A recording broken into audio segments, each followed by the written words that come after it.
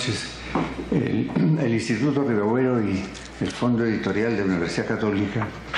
han invitado a la reunión de esta noche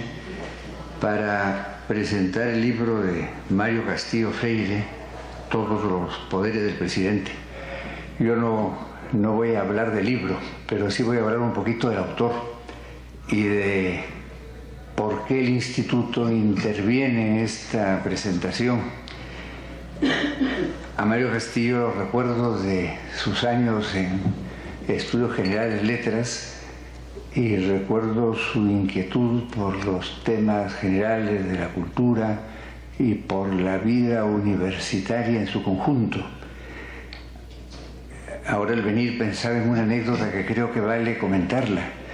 Muchas veces el alumno distinguido en un curso o distinguido en la facultad en su conjunto, pues termina la clase y desaparece y solo se le ve en la clase siguiente, lo que está bien, que vaya a clases. Pero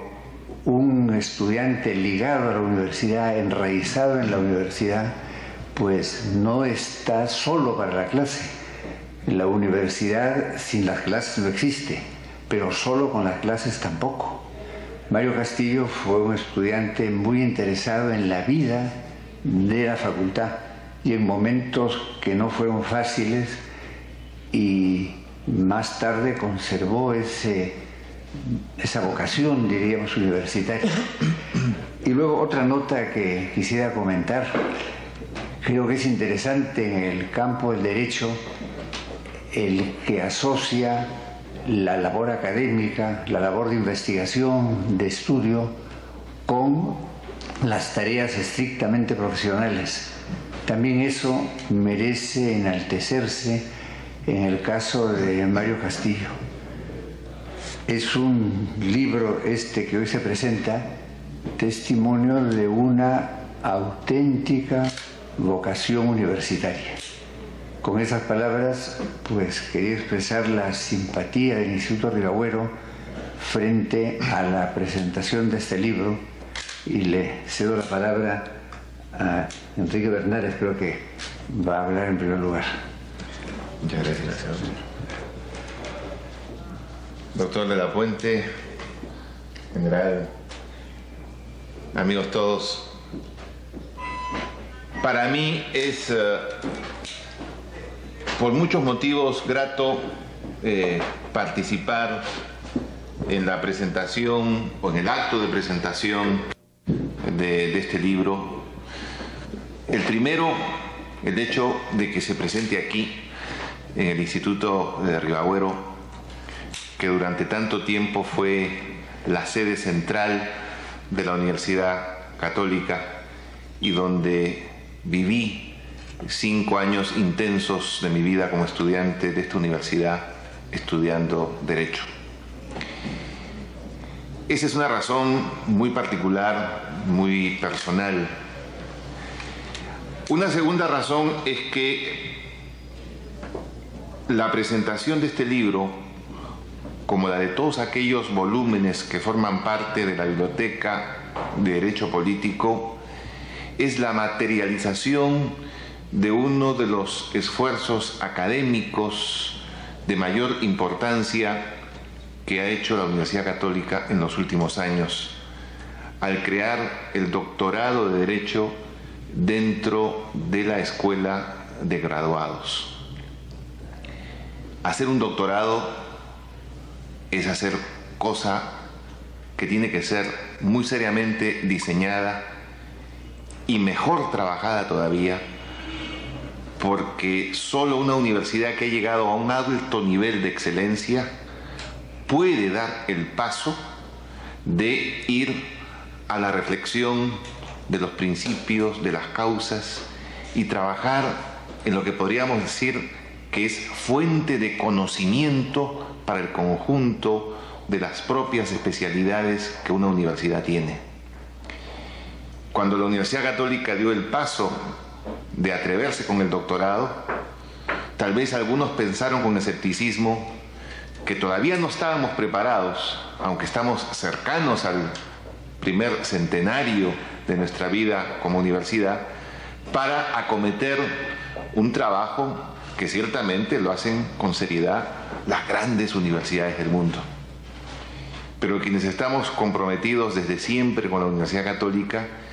queremos para ella lo mejor y queremos que sea un auténtico centro de formación, un ejemplo en el sentido de integralidad con el cual se practica no solamente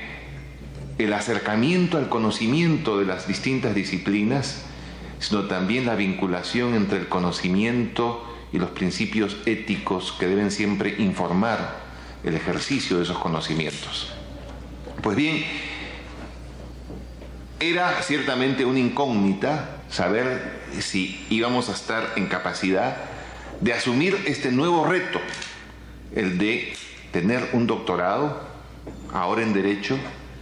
porque si nos iba bien con ese doctorado, la universidad iba progresivamente a atreverse con otros más. Siento una profunda satisfacción el haber formado parte de esta experiencia que ya comienza a rendir sus frutos, porque Mario pertenece a la primera promoción del doctorado en Derecho. Y quienes fuimos convocados, los unos como doctorandos y los otros no como profesores, que tal vez es excesiva pretensión, sino como coordinadores de los esfuerzos de los doctorandos para trabajar en las materias que habían sido programadas,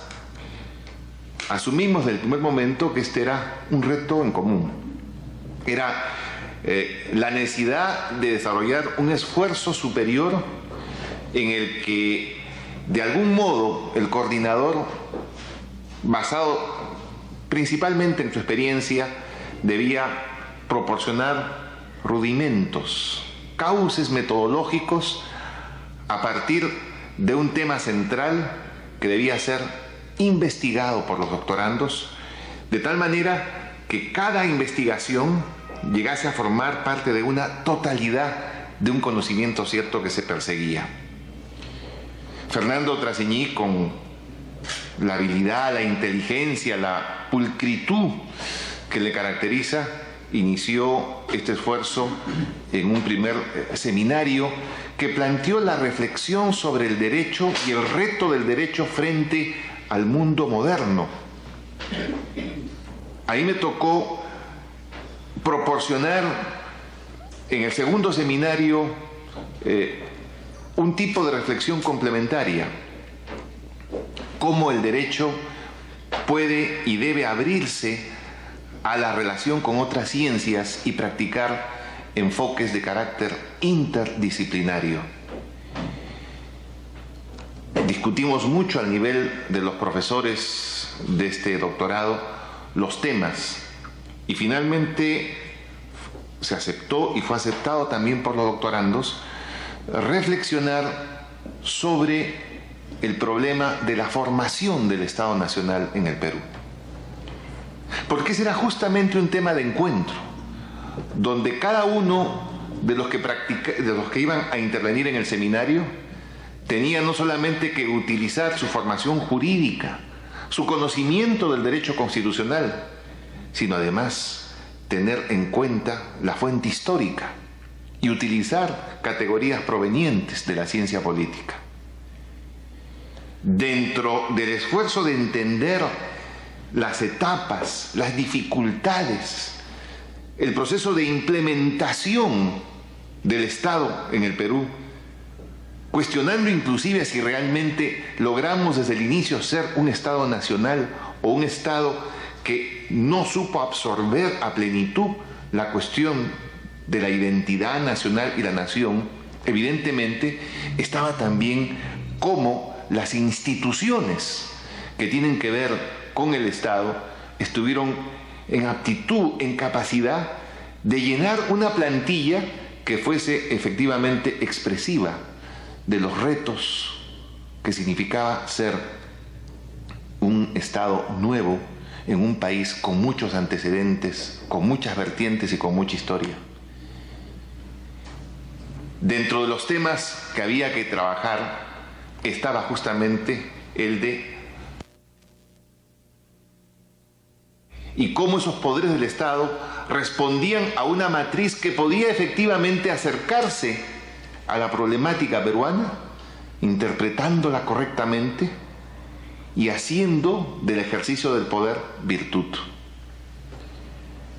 Creo que Mario escogió uno de los temas más delicados, más difíciles: la institución del presidente de la República. ¿Qué rol, qué función le correspondía a esta institución tan personificada en quien ejerce la autoridad? Tema que por lo demás no ha sido suficientemente bien tratado por la bibliografía interdisciplinaria peruana, y tema en el que muchas veces, si no se tiene la objetividad del conocimiento científico y la capacidad de acercarse a él utilizando las categorías más adecuadas y pesando los conceptos, puede fácilmente caerse en la diatriba, en el escrito apasionado, carente de rigor y de verdad. Para mí, que fui el director de este seminario, fue ciertamente satisfactorio acompañar a Mario en el trabajo de investigación que él realizó, siempre, y quiero aquí destacarlo, con una modestia realmente excepcional, porque Mario, cada vez que le tocaba exponer los avances de su investigación, decía: para mí esto realmente es un reto mayor, porque yo no soy constitucionalista, no soy historiador, no he trabajado la ciencia política, pero cada vez que voy entrando en el tema me voy interesando más en él y descubro la necesidad de hacer precisiones y de aportar documentación adecuadamente ilustrada sobre lo que ha sido el ejercicio del cargo presidencial en el Perú y lo que ha significado muchas veces ese cargo en disminución de la propia institución de la presidencia y en disminución de la entidad democrática del Perú. Particularmente me siento muy satisfecho del resultado final. Me cupo el honor de no solamente darle una nota aprobatoria de las más altas que se pueden dar, sino de recomendar su publicación, porque estimo que libros como estos hacen falta para la formación del estudiantado, para que podamos acercarnos al conocimiento de la realidad histórica y política del Perú sin pasión y, como he dicho hace unos instantes, con verdad. Y en la medida en que nos mantengamos en este empeño, estoy seguro que este doctorado de Derecho será una auténtica contribución a la formación de los estudiantes, no solamente en la Universidad Católica, sino que podremos ir hacia otras universidades aportando un conocimiento que ayuda a esclarecer sobre algunas limitaciones que en el Perú hemos tenido en el proceso de conformar instituciones, pero que también señala caminos y posibilidades para construir un Perú mejor, un Perú más democrático, un Perú con mayor participación, con mayor Estado de Derecho. Yo realmente lo felicito a Mario Castillo por este libro. No es el primero, pero sí lo es en lo que se refiere a los temas que aborda, y creo que él mismo ha descubierto una beta a la que yo realmente y sinceramente lo estimulo a continuar. Muchas gracias.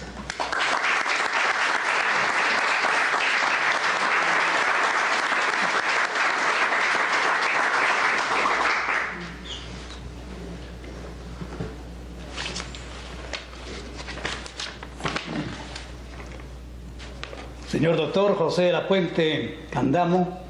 director del Instituto Ribagüero. Señor doctor Enrique Bernal Ballesteros, profesor principal de la Facultad de Derecho de la Pontificia Universidad Católica del Perú. Doctor Felipe Osterling, señoras y señores. Antes de mi presentación oficial de unas pocas palabras que he redactado, y a título de introducción, simplemente quisiera decir algo respecto al compromiso que asumí cuando Mario tuvo la gentileza de pedirme que acudiera a la presentación de su obra. He podido seguir de cerca todo el proceso de gestación de esta criatura que hoy acaba de nacer. Tengo algunos machotes ya en mi casa. Tuve el tiempo suficiente de leerlos, releerlos y participar también en algunas correcciones de índole simplemente ortográfico o de sintaxis, mas no en el fondo del que soy yo, profano. Es por eso que, imbuido de esa responsabilidad, me permití redactar algunas líneas y con el permiso de ustedes voy a dar lectura. Antes que nada,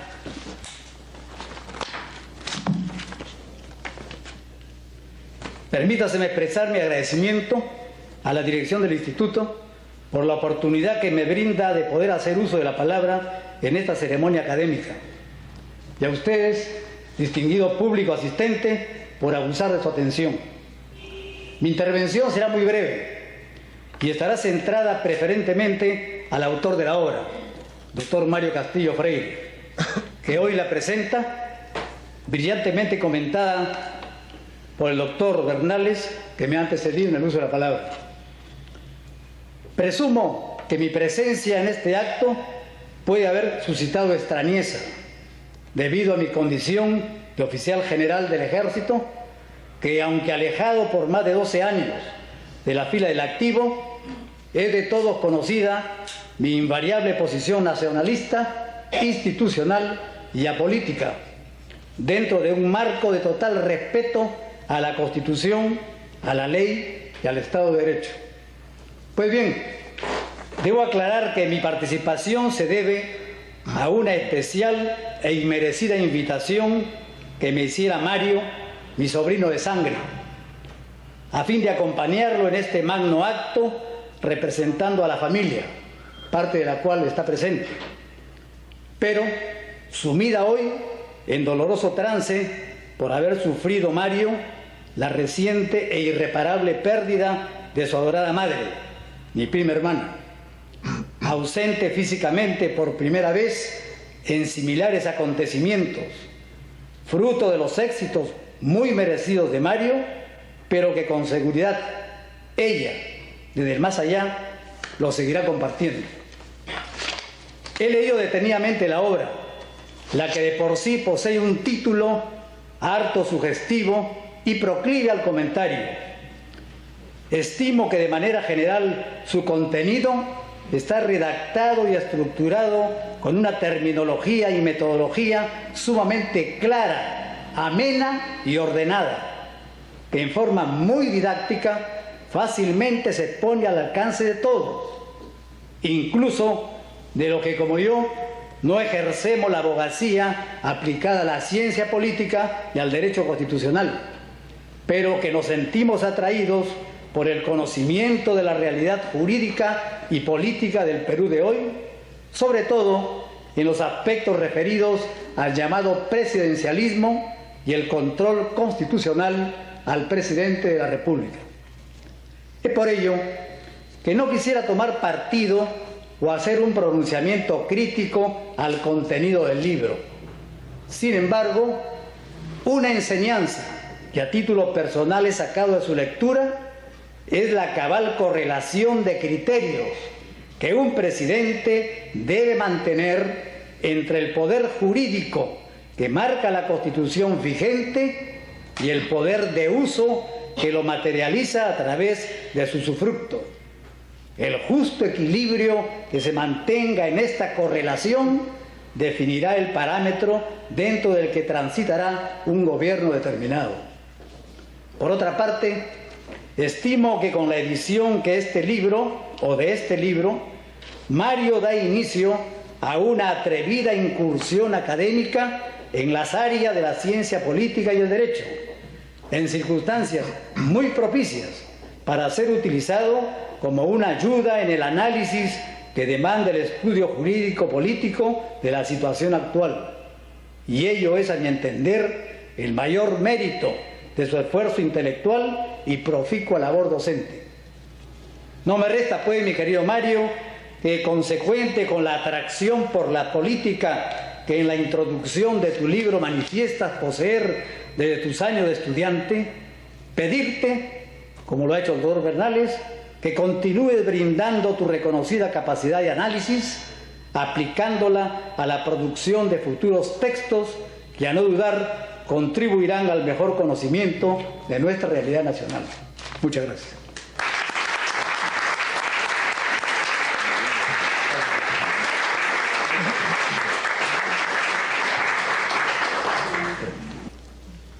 Distinguidos amigos, en ciertas ocasiones la vida nos coloca en circunstancias nada deseables.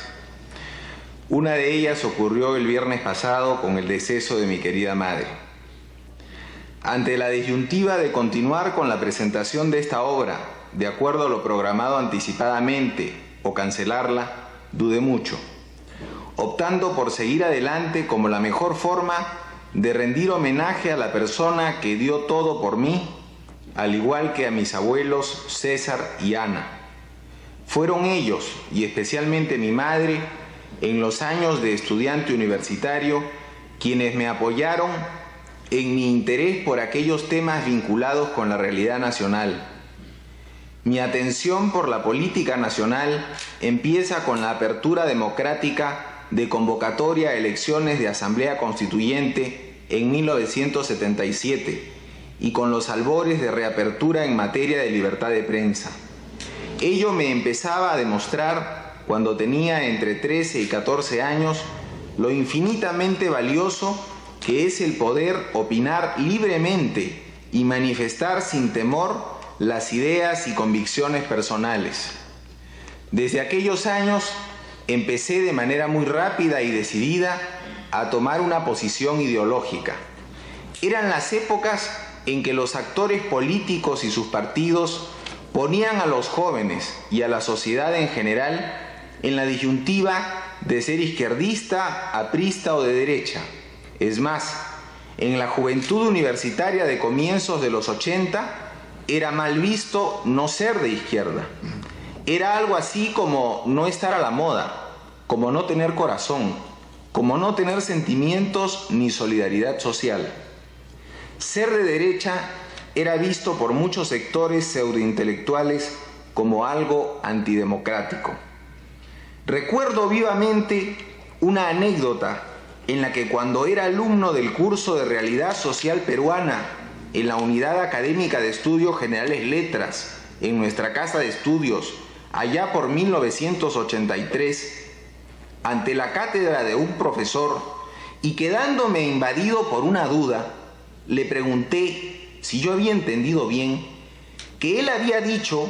que solo los partidos políticos de izquierda eran los únicos democráticos. Y su respuesta fue afirmativa. Se ratificó en lo expresado. Lamentablemente no era yo el que había oído mal. El catedrático del curso había dicho esa barbaridad. Como es obvio, jamás volví a formular una pregunta en esa materia, pues no valía la pena hacerlo, y me limité a aprobarla leyendo los mediocres textos sobre nuestra supuesta realidad social que eran lectura obligatoria en el curso. No olvidemos que en esa época el juego de la política nacional giraba en torno a quienes creíamos en un sistema democrático en donde imperaran las plenas libertades de prensa, de expresión y una economía social de mercado, y entre quienes aspiraban a que el Perú se convirtiera en un paraíso totalitario.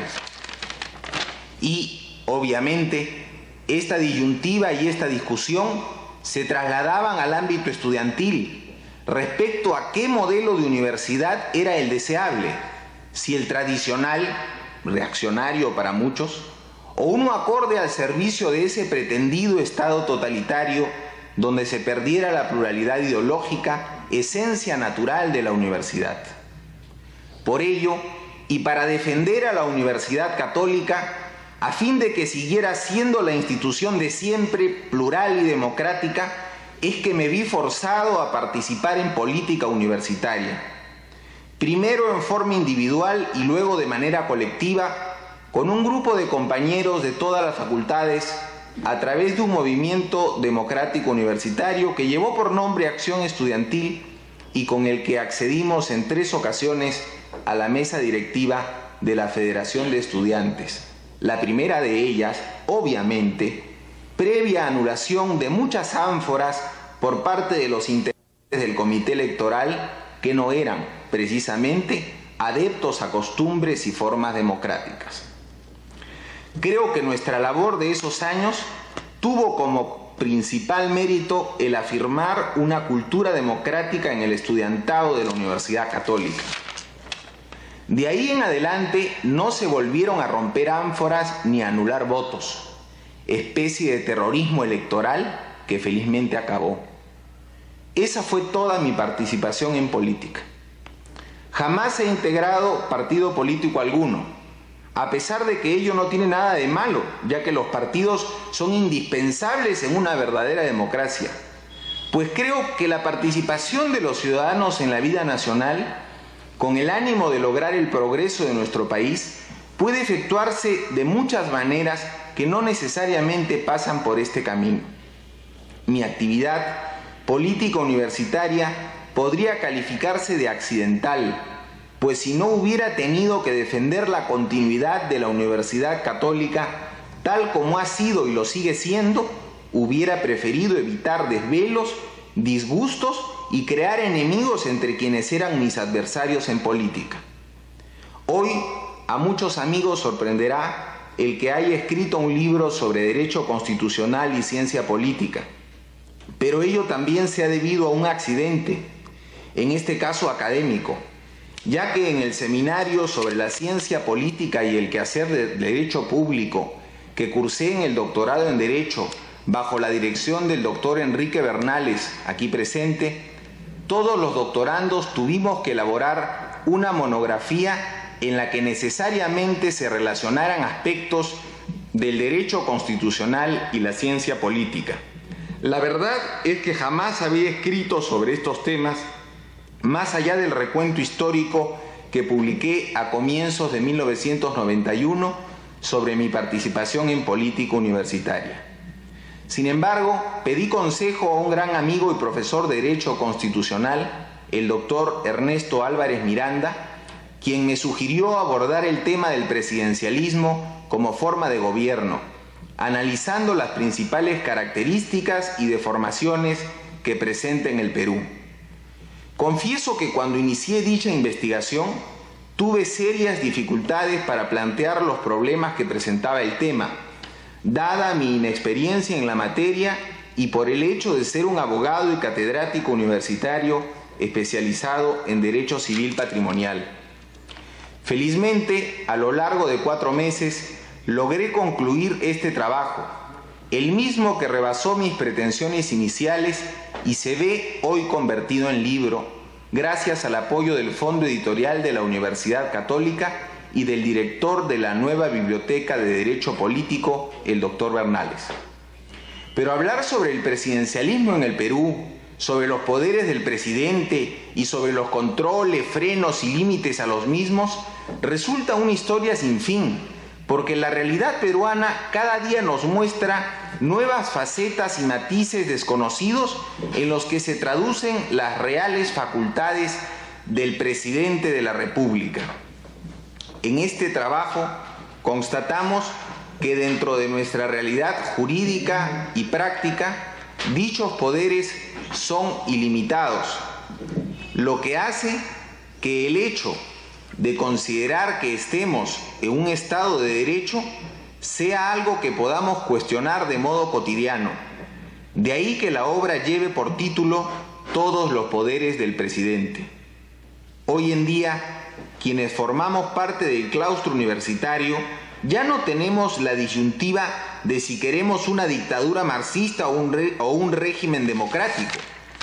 Hoy, nuestra común preocupación se centra en preservar ese régimen democrático y en lograr que no solo revista formas, sino fondo y contenido de similar naturaleza. A lo largo de este estudio, el lector podrá apreciar opiniones muy directas y personales en relación al manejo de la función pública respecto de los recientes gobiernos y, sin lugar a dudas, el grueso de las críticas en lo que se refiere al respeto de la legalidad, el Estado de Derecho y la separación y control entre los diversos poderes del Estado están centradas en el régimen de turno, pues es obvio que en esta materia lleva la delantera por sobre sus dos antecesores si tomamos como punto de partida 1980. Mas ello no significa desconocer que en muchos otros aspectos el gobierno del presidente Alberto Fujimori ha superado con creces tanto al del arquitecto Fernando Belaúnde Terry como, obviamente, al desastroso de Alan García. Pero de lo que trata nuestra investigación es de efectuar un estudio jurídico y político del fenómeno del poder en el Perú y no de analizar otros aspectos de la realidad nacional que, sin lugar a dudas, pudieran llevarnos a emitir distintos juicios de valor. Dios libre al Perú de retornar a épocas de estatizaciones, de hiperinflación, de terrorismo y de barbarie.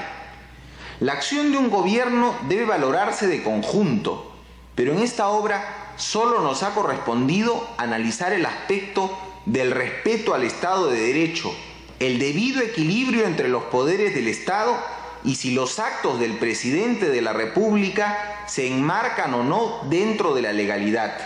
No soy economista ni experto en finanzas, soy abogado y un ciudadano que cree firmemente en la democracia representativa y en que el poder no debe ser ilimitado. Y este es, precisamente, el aspecto en el cual el gobierno de turno recibiría el más bajo calificativo, reprobatorio, sin duda. En el plano jurídico resulta imposible, sin desligarse del aspecto ético, avalar muchas de las acciones del régimen. Considero que las autoridades del gobierno encargadas de respaldar estas medidas deben tener serísimos problemas para hilvanar deleznables argumentos jurídicos y decir en público aquello en lo que saben están equivocadas. O de repente, y ojalá me equivoque porque sería peor aún, que en verdad consideren que tienen la razón. En lo personal, estoy convencido de que algún día en nuestro país podremos superar la disyuntiva de pensar que el desarrollo y el progreso, aparentes o reales, solo se pueden lograr con la prepotencia y el autoritarismo. También estoy convencido de que el concepto de democracia debe ir indesligablemente unido al de progreso, desarrollo social y estado de bienestar de la población, lo que garantizará además nuestra seguridad como país frente a aquellas naciones vecinas que tradicionalmente han demostrado no ser amigas del Perú. Pero todo ello debe intentarse de manera civilizada y ética, dentro de un Estado de Derecho permanente, del cual quienes creemos en las bondades del sistema democrático debemos convertirnos en celosos guardianes. Asimismo, en tanto no haya un adecuado equilibrio y autonomía entre los diversos poderes del Estado y continúe prevaleciendo por sobre todas las cosas la voluntad del presidente de la República, estaremos dejando abierto el peligroso camino de la corrupción, la misma que prolifera mucho más rápido y de manera más negativa en aquellas sociedades donde no existen transparencia y adecuados frenos y controles al poder. No quisiera imaginar que años más tarde el Perú descubra amargas sorpresas en este terreno, pues hoy en día ninguna autoridad de alto nivel tiene la capacidad ni la intención de indagar más allá de lo que les permite el Poder Ejecutivo. Con esta investigación no aspiramos a aportar las soluciones a esta interminable sucesión de problemas, pero lo que sí buscamos es llamar la atención sobre uno de los principales temas que plantea esa permanente agenda que se llama Perú. Deseo agradecer a quienes me apoyaron en esta investigación con valiosas ideas y sugerencias, en especial a la señora doctora María Isabel Vázquez Villacorta y a la señorita Fabiola Laura Fernández, así como a la ayuda de la señorita doctora María Cecilia Tello, sin cuya participación este acto no hubiera podido llevarse a cabo. Para concluir, debo expresar mi infinita gratitud a todos ustedes que han tenido la gentileza de asistir a esta ceremonia, y muy en especial al Instituto Ribagüero por acogerme de manera tan cordial, al igual que a quienes me acompañan en esta mesa, el doctor José Agustín de la Puente, ilustre historiador y director del instituto, y Enrique Bernales Ballesteros, brillante catedrático y constitucionalista de nota, y a mi tío, pero sobre todo amigo, el general de división Julián Juliá Freire, quien cuando ocupó los más altos cargos en la jerarquía castrense y luego el Ministerio de Guerra, cumplió a cabalidad con los deberes que la nación encomienda a los integrantes de sus Fuerzas Armadas: cautelar la integridad de nuestro territorio, respetar la Constitución, el Estado de Derecho y estar subordinados al poder civil. A todos ellos, muchas gracias por las palabras que han expresado respecto a la obra y a mi persona, las mismas que considero se inspiran más en el afecto que nos une que en cualquier mérito que el libro que presentamos pudiera tener. Muchas gracias.